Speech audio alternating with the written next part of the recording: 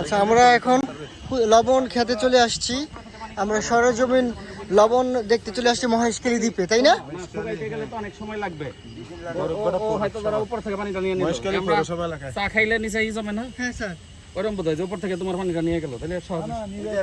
পানি শুকাইয়া এইভাবে হয়ে যায়। আচ্ছা, এটা এই যে এই লবণ, এই দাও তাই রে। দেখি দেখি একটু ডাইরেক্ট পানি শুকাইয়া লবণ খেত। দেখি।